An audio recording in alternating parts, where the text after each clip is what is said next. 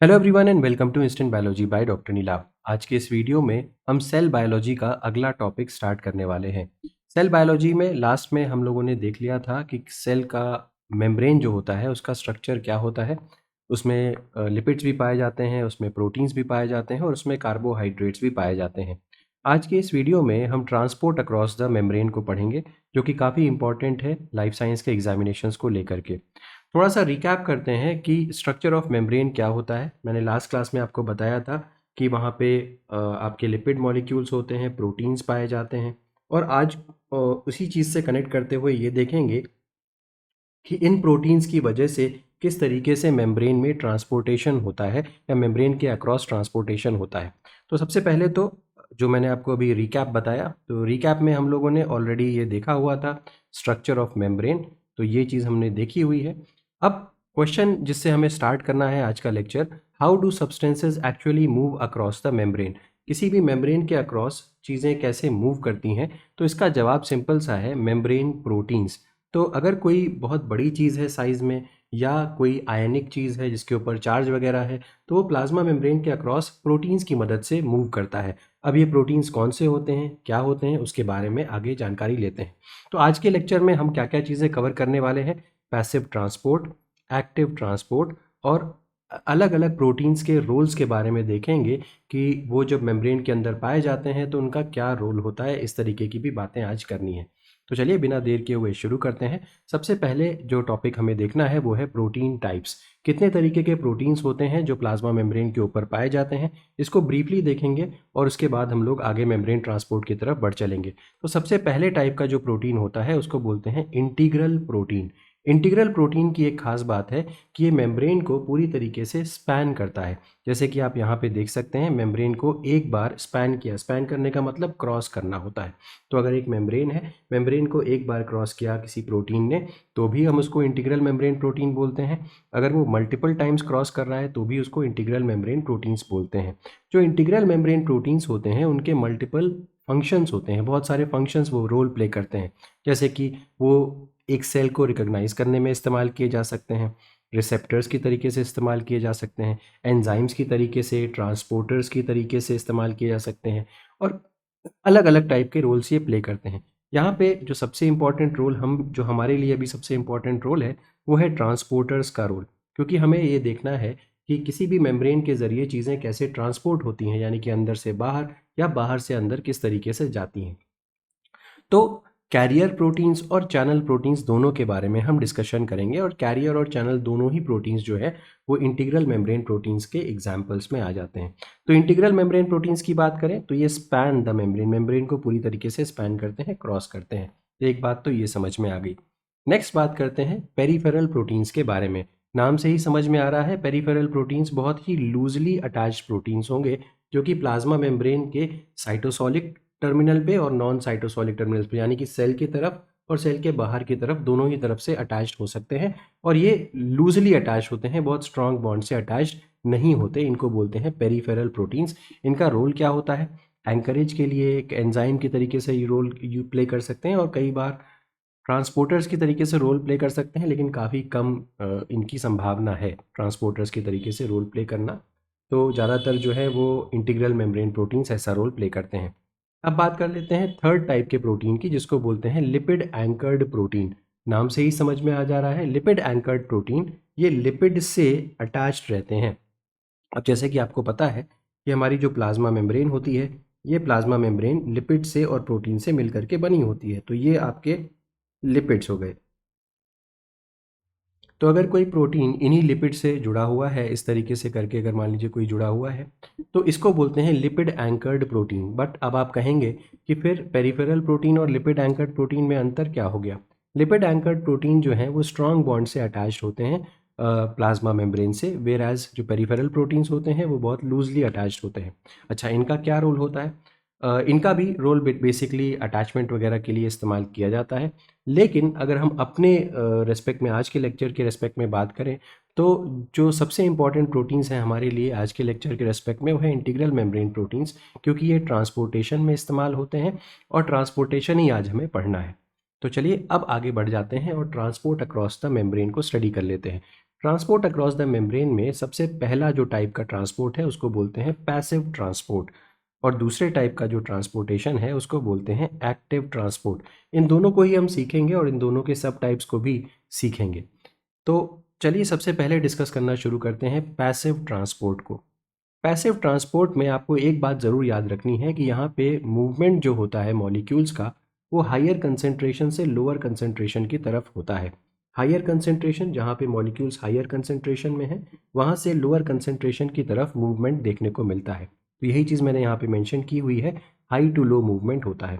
Passive transport में जैसा नाम भी बता रहा है पैसिव, ये एक्टिव नहीं है। तो अगर पैसिव है कोई चीज़ तो वहाँ पे एनर्जी की रिक्वायरमेंट नहीं होती, यानी कि यहाँ पे मॉलिक्यूल्स जब मूव कर रहे होते हैं तो यहाँ पे किसी भी तरीके की एनर्जी का रिक्वायरमेंट नहीं होता, इसीलिए इसको पैसिव ट्रांसपोर्ट बोलते हैं। अब पैसिव ट्रांसपोर्ट भी दो तरीके का होता है। सबसे पहला जो पैसिव ट्रांसपोर्ट होता है उसको कह सकते हैं सिंपल डिफ्यूजन। सिंपल डिफ्यूजन कहने का मतलब ये हो गया कि यहाँ पे डायरेक्टली प्लाज्मा मेम्ब्रेन के अक्रॉस मूवमेंट हो जाता है। तो अगर ये प्लाज्मा मेम्ब्रेन है तो इसके अक्रॉस डायरेक्टली मूवमेंट हो सकता है, यानी कि अंदर से बाहर और बाहर से अंदर मूवमेंट देखा जा सकता है।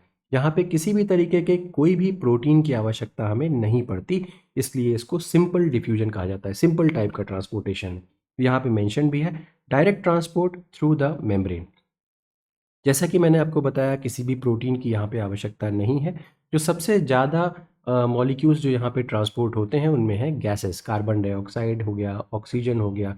जो बाई मॉलिक्यूलर गैसेस हैं वो बहुत ही ईजिली मेम्ब्रेन के थ्रू ट्रांसपोर्ट की जा सकती हैं without any energy and without any, जिसको हम बोलते हैं without the help of any protein. तो ये हो गया हमारा सिंपल डिफ्यूजन। अब आगे बढ़ते हैं और फैसिलिटेटेड डिफ्यूजन के बारे में बातचीत कर लेते हैं।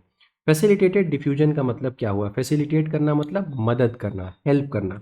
तो ऑब्वियसली यहाँ पे जो मॉलिक्यूल्स मूव करेंगे अक्रॉस द प्लाज्मा मेम्ब्रेन, उनकी मदद करने के लिए एक प्रोटीन आएगा, और ये प्रोटीन कौन सा प्रोटीन है? वही इंटीग्रल मेम्ब्रेन प्रोटीन है। तो यहाँ पे मैंने लिखा भी हुआ है रिक्वायर्स इंटीग्रल मेम्ब्रेन प्रोटीन। अब ये प्रोटीन्स दो तरीके के हो सकते हैं, या तो ये चैनल प्रोटीन होंगे या फिर ये कैरियर प्रोटीन होंगे। दोनों के बारे में अभी हम लोग सीख लेंगे कि दोनों किस तरीके से काम करते हैं, उनके बीच में क्या डिफरेंसेस है, ये सारी बातें भी अभी करेंगे।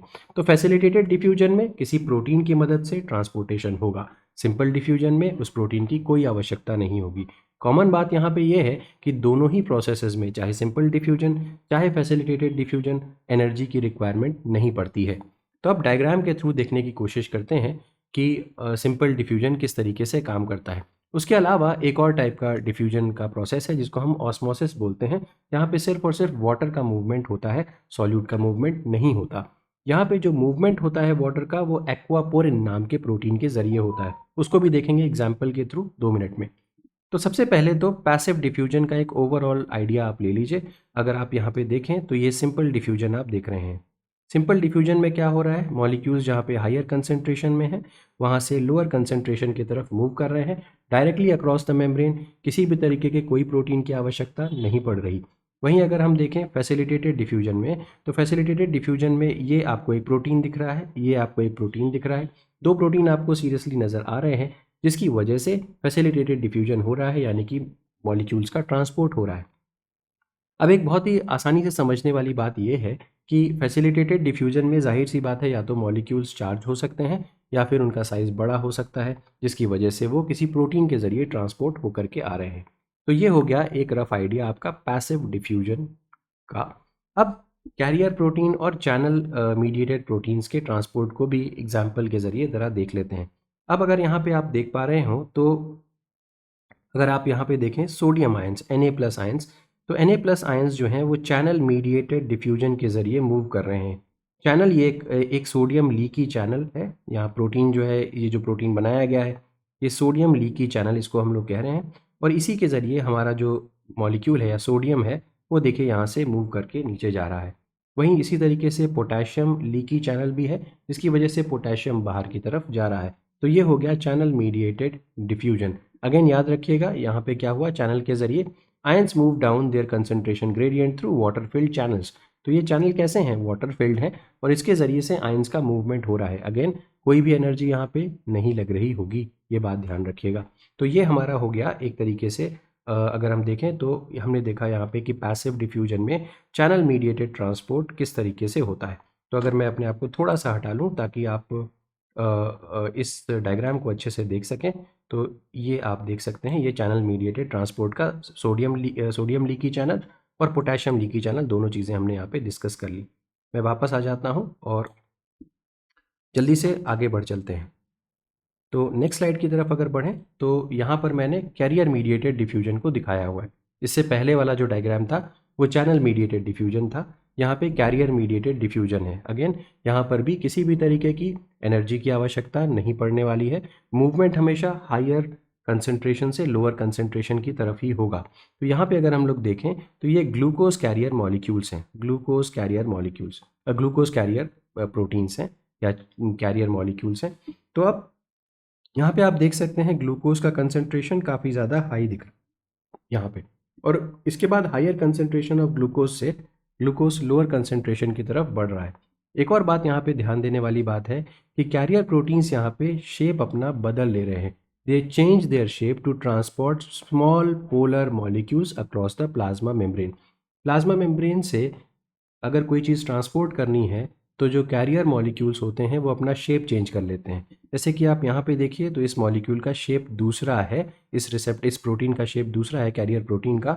यहाँ पे देखें तो दूसरा है और यहाँ पे देखें तो दूसरा शेप है। एक जगह ऐसे इस तरीके का है और एक जगह इस तरीके का है, तो यहाँ पे शेप चेंज हो जा रहा है। तो ये कॉन्सेप्ट अच्छे से आपको समझ में आ गया होगा। अब अगली बात कर लेते हैं, जो मैंने आपको ऑस्मोसिस का एक आइडिया दिया था। तो ऑस्मोसिस में आप देख सकते हैं वाटर मॉलिक्यूल्स का ट्रांसपोर्टेशन हो रहा है। वाटर मॉलिक्यूल्स एक्वापोरिन यूनिट से ट्रांसपोर्ट होते हैं। एक्वाप्रोटीन ऐसे प्रोटीन्स होते हैं जो पानी को ट्रांसपोर्ट करवा सकते हैं प्लाज्मा मेम्ब्रेन के जरिए। तो aquaporin embedded in cell membrane, आप देख सकते हैं ये एक्वापोरिन है, सेल मेम्ब्रेन के अंदर एम्बेडेड होता है और वाटर को ईजिली ट्रांसपोर्ट करवा सकता है। तो ये कहानी हो गई आपकी पूरी चैनल की, कैरियर की, एक्वापोरिन की, और एक मैंने आपको एक और डायग्राम दिखाया पैसिव डिफ्यूजन से रिलेटेड। अब आगे बढ़ चलते हैं और यहाँ पे एक और बहुत इंपॉर्टेंट चीज़ है जिसमें मैं आपको सिखाना चाहता हूँ कि फैसिलिटेटेड डिफ्यूजन की दो बहुत इंपॉर्टेंट प्रॉपर्टीज़ हैं। क्या इंपॉर्टेंट प्रॉपर्टीज़ हैं? फैसिलिटेटेड डिफ्यूजन स्पेसिफिक होता है और सैचुरेबल होता है। स्पेसिफिक से मेरा मतलब ये है कि फैसिलिटेटेड डिफ्यूजन में जो प्रोटीन्स पार्टिसिपेट कर रहे होते हैं वो अपने काम के लिए बहुत स्पेसिफिक है, यानी कि जिस चीज़ को उन्हें ट्रांसपोर्ट करवाना है, जैसे कि मान लीजिए पोटेशियम लीकी चैनल है या सोडियम लीकी चैनल है, तो ये जो चैनल प्रोटीन्स हैं वो सोडियम को ही ट्रांसपोर्ट करवाएंगे या पोटेशियम को ही ट्रांसपोर्ट करवाएंगे। अगर आप चाहें कि सोडियम लीकी चैनल से क्लोराइड आयन ट्रांसपोर्ट हो जाए तो ऐसा नहीं होने वाला। तो स्पेसिफिक होते हैं। और दूसरा सैचुरेबल होते हैं। सैचुरेबल का मतलब क्या होता है? ये एक लेवल पे ही काम कर सकते हैं, यानी कि एक पर्टिकुलर स्पीड से ही काम कर सकते हैं, उससे ज़्यादा ये काम नहीं कर सकते क्योंकि ये सैचुरेट हो जाते हैं। मान लीजिए कि कुल मिलाकर के 5 ऐसे कैरियर मॉलिक्यूल्स हैं जो ट्रांसपोर्ट करवा रहे हैं और वो एट अ टाइम एक आयन को ट्रांसपोर्ट करवा सकते हैं। तो at any given time 5 molecules या 5 आयन्स को ही ट्रांसपोर्ट करवाया जा सकता है। तो इसीलिए कहा जा रहा है ये सैचुरेबल है, यानी कि अगर बहुत सारे आयन्स एक बार में ट्रांसपोर्ट होने आएंगे तब भी उससे कोई फ़र्क नहीं पड़ेगा क्योंकि ट्रांसपोर्टेशन की स्पीड जो है वो फिक्स्ड है, because the number of carrier या चैनल प्रोटीन्स आर फिक्स्ड। ये बात समझ में आ गई होगी। तो यहाँ पे एक बहुत ही इंपॉर्टेंट डायग्रामेटिक रिप्रेजेंटेशन है, अगर आप इसको देखने की कोशिश करें तो यहाँ पे अगर मैं बनाने की कोशिश करूँ, ये डायग्राम जो है ये फ्लक्स को दिखा रहा है, यानी कि कितनी तेज़ी से ट्रांसपोर्टेशन हो रहा है। ठीक है। अब अगर हम देखें तो ये जो है ये सिंपल डिफ्यूजन का ग्राफ है। सिंपल डिफ्यूजन को ये लाइन दिखा रही है। वहीं अगर मैं आपसे कहूँ कि फैसिलिटेटेड डिफ्यूजन को कौन दिखाएगा, ये आपका ग्राफ हो गया फैसिलिटेटेड डिफ्यूजन का। ये फैसिलिटेटेड डिफ्यूजन का ग्राफ हो गया इस तरीके से। फैसिलिटेटेड डिफ्यूजन में आप देख रहे हैं कि इनिशियली तो बहुत तेज़ी के साथ हुआ, बट इसके बाद ये सैचुरेट हो गया। वाई? क्योंकि नंबर ऑफ चैनल या number of carrier protein saturate हो चुके हैं, तो इसीलिए ये अब सैचुरेट हो चुका है। लेकिन जो सिंपल, ये आपका फैसिलिटेटेड डिफ्यूजन है और ये क्या है? ये आपका सिंपल डिफ्यूजन है। सिंपल डिफ्यूजन कंटिन्यूसली चलता रहता है। ऑलरेडी इसकी ऑल्दो इसकी स्पीड धीमी हो सकती है, बट ये कंटिन्यूस होता रहेगा, ये रुकने वाला नहीं है। तो ये कहानी हो गई आपके फैसिलिटेटेड डिफ्यूजन की और सिंपल डिफ्यूजन की। अगर ग्राफिकल पॉइंट ऑफ व्यू से आपका क्वेश्चन आता है तो आप इस तरीके से सॉल्व कर सकते हैं। उम्मीद है ये कॉन्सेप्ट समझ में आया होगा। अब बात कर लेते हैं एक्टिव ट्रांसपोर्ट की। पैसिव ट्रांसपोर्ट में किसी तरीके की कोई एनर्जी नहीं लग रही थी। एक्टिव ट्रांसपोर्ट में आपकी एनर्जी लगेगी। इसके पीछे का रीज़न क्या है? एक्टिव ट्रांसपोर्ट हमेशा उल्टा होता है, यानी कि लोअर कंसेंट्रेशन से मॉलिक्यूल हायर कंसेंट्रेशन की तरफ मूव कर रहा होता है। तो ऑब्वियसली आप अगर कंसेंट्रेशन ग्रेडियंट के अगेंस्ट मूव करोगे तो आपको कुछ ना कुछ एनर्जी खर्चा करनी पड़ेगी, क्योंकि थर्मोडायनामिकली अनफेवरेबल है वो। और अगर डेल्टा जी पॉजिटिव वैल्यू है और आप उसको नेगेटिव बनाना चाहते हो तो आपको बाहर से एनर्जी खर्च करनी पड़ती है। तो लोअर टू हायर मॉलिक्यूल्स या लोअर कंसेंट्रेशन से हायर कंसेंट्रेशन की तरफ मॉलिक्यूल्स का मूवमेंट होता है। इसीलिए यहाँ पे एटीपी की रिक्वायरमेंट होती है एनर्जी के फॉर्म में। इसको बोलते हैं एक्टिव ट्रांसपोर्ट। अब एक्टिव ट्रांसपोर्ट भी दो तरीके का होता है। प्राइमरी एक्टिव ट्रांसपोर्ट होता है और सेकेंडरी एक्टिव ट्रांसपोर्ट होता है। पहले देख लेते हैं प्राइमरी एक्टिव ट्रांसपोर्ट को। प्राइमरी एक्टिव ट्रांसपोर्ट में डायरेक्ट एटीपी का यूटिलाइजेशन होता है, यानी कि जैसे ही ट्रांसपोर्टेशन हो रहा होगा एटीपी का खर्चा होगा। तो डायरेक्ट एटीपी यूजेज आपने बहुत कॉमनली देखा होगा। सोडियम पोटेशियम पंप, आपकी बॉडी का बहुत परसेंटेज ऑफ एनर्जी जो है सोडियम पोटेशियम पंप को रन करने के लिए इस्तेमाल होता है। जल्दी से इसका डायग्राम देख लेते हैं। अगर यहाँ पे आप देखें तो सोडियम पोटेशियम पंप आपको नज़र आ जाएगा, ये डायग्राम है। तो यहाँ पे आप देख सकते हैं 3 सोडियम आयंस हैं, ये बाहर की तरफ फेंके जा रहे हैं। 3 सोडियम आयंस जो थे वो अंदर से बाहर की तरफ पंप किए जा रहे हैं। वहीं अगर हम पोटेशियम आयंस की बात करें तो 2 पोटेशियम आयंस बाहर से अंदर की तरफ लाए जा रहे हैं। तो इस चीज़ को करने के लिए एटीपी का इस्तेमाल किया जाता है। एटीपी एडीपी में कन्वर्ट हो रहा है, यानी कि डायरेक्टली एटीपी की ज़रूरत पड़ रही है। इसीलिए हम इसको क्या बोल रहे हैं? डायरेक्ट, यानी कि direct ATP direct active transport. तो ये जो है पहला प्राइमरी एक्टिव ट्रांसपोर्ट का पहला पार्ट, प्राइमरी एक्टिव ट्रांसपोर्ट है, यानी कि पहला पार्ट। दूसरा, इसके बाद हम देखेंगे सेकेंडरी एक्टिव ट्रांसपोर्ट। तो ये डायग्राम हो गया आपका प्राइमरी एक्टिव ट्रांसपोर्ट का।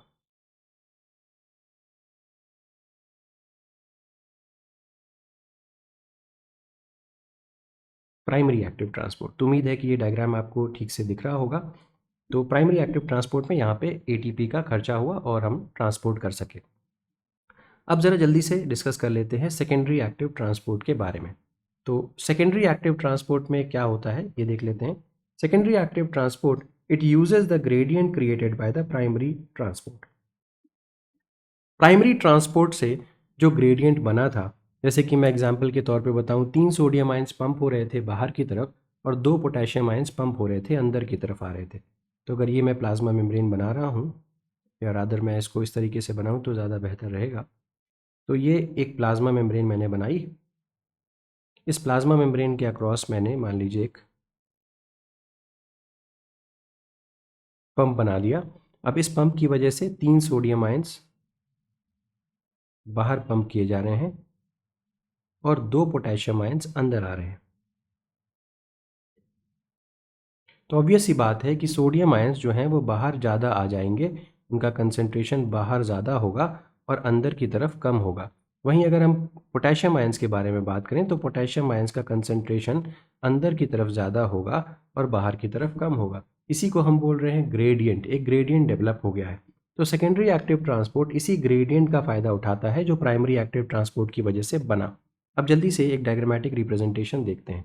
जैसे कि सोडियम पोटेशियम पंप की वजह से सोडियम आयंस जो थे वो बाहर की तरफ बहुत ज़्यादा पहुंच चुके थे।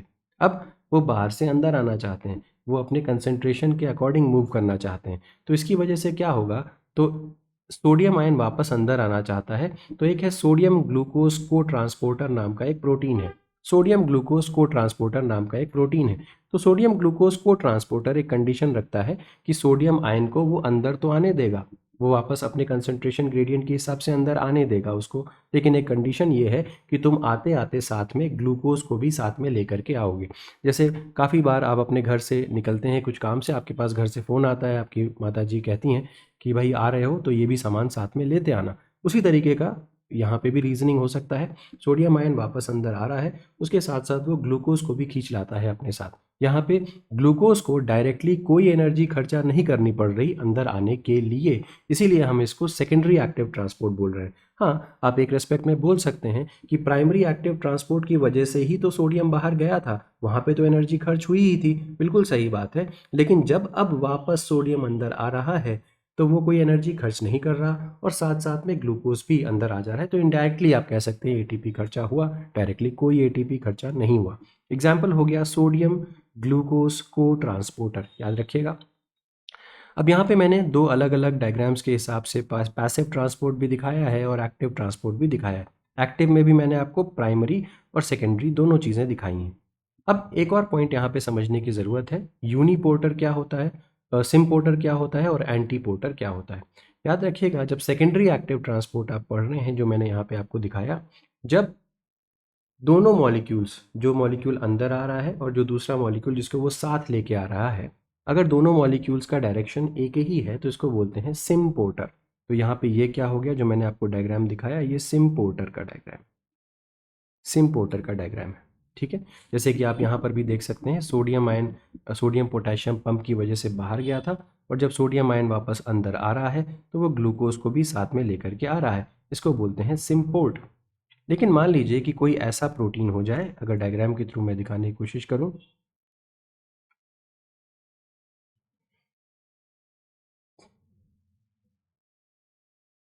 ठीक है, तो ये एक प्रोटीन है जो कि मॉलिक्यूल्स का ट्रांसपोर्टेशन कर रहा है। अब मॉलिक्यूल ए वापस अंदर आ रहा है, पहले इनिशियली किसी पंप की वजह से मॉलिक्यूल ए बाहर भेजा गया था। ठीक है, किसी पंप की वजह से मॉलिक्यूल ए बाहर भेजा गया था थ्रू एनी पंप, तो ए मॉलिक्यूल बाहर गया था। अब ए मॉलिक्यूल अंदर आ रहा है, बट अंदर तो आ रहा है लेकिन जो दूसरा मॉलिक्यूल है वो बाहर की तरफ जा रहा है, यानी कि ए मॉलिक्यूल के अंदर आने में जो एनर्जी लगी है, वो जो एनर्जी रिलीज हुई है वो मॉलिक्यूल बी को बाहर भेज देगी। इस टाइप के ट्रांसपोर्टेशन को हम एंटीपोर्ट बोलते हैं, एंटीपोर्ट। तो एक हो गया हमारा सिम्पोर्ट, सेम डायरेक्शन में, एंटीपोर्ट डिफरेंट डायरेक्शन में। तो ये डायरेक्शन ये वाला हो गया हमारा एंटीपोर्ट। और अगर मैं इसी को थोड़ा सा एक्सटेंड करके और आगे बढ़ा दूं,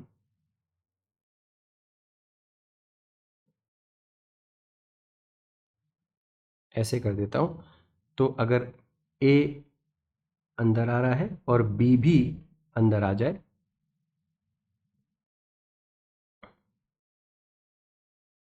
कुछ इस तरीके से, तो इसको बोलते हैं सिम्पोर्ट, सेम डायरेक्शन।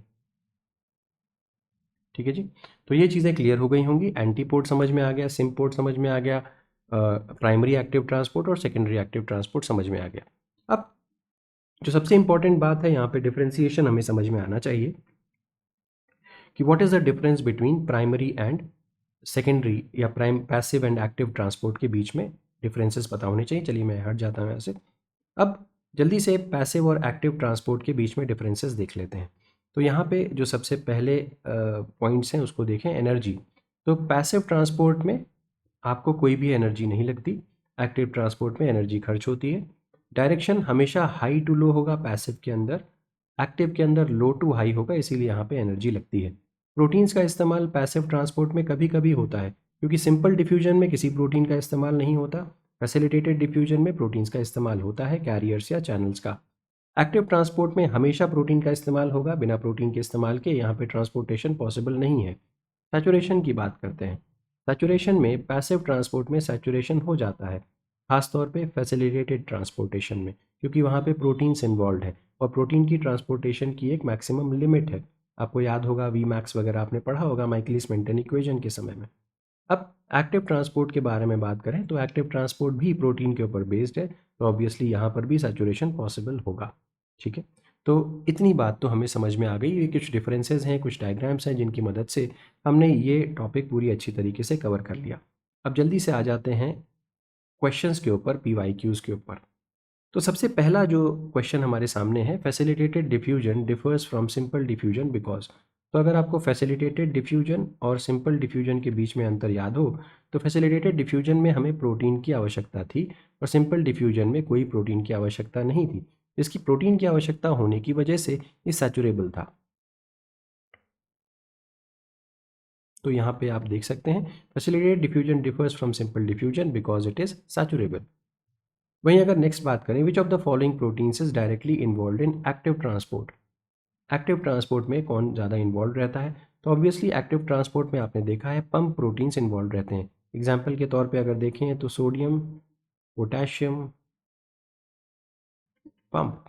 नेक्स्ट बात करते हैं, which statements are correct. Simple diffusion requires proteins, क्या ये स्टेटमेंट सही है? नहीं।